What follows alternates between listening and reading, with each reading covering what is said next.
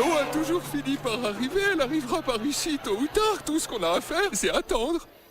L'eau n'est pas tout simplement de l'eau. L'eau, c'est le sang de nos ancêtres. Ah, c'est bon. Pourquoi on écouterait ces vieux débris? Ces deux tortues connaissent mieux l'humanité que tous ici présents. Et naturellement, depuis bien plus longtemps. Bien, Bonsoir. moi, je m'appelle Winston et... Moi, je m'appelle Winifred.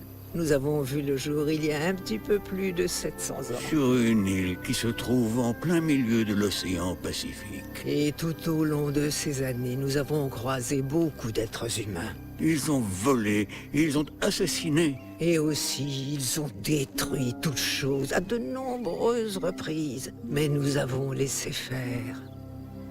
Et à cause de cela, nous avons hélas tout perdu.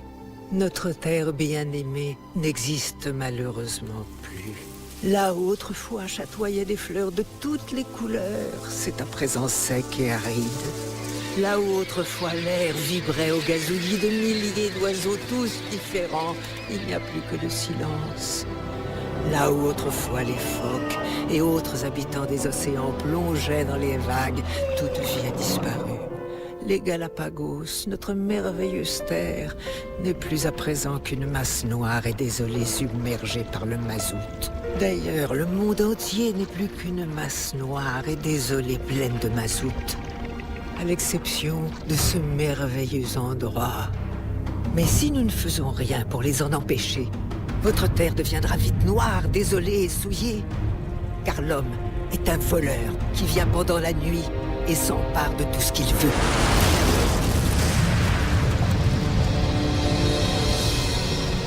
Il est tel le serpent qui avale sa propre queue pour survivre.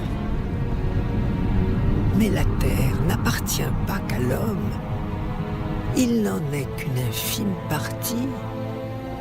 L'homme n'a pas tissé le fil de la vie. Il n'est qu'un fil parmi tant d'autres. Car nous respirons tous le même air.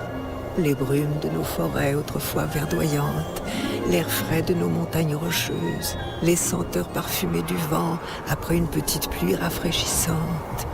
Nous respirons tous, les plantes, les hommes et les animaux.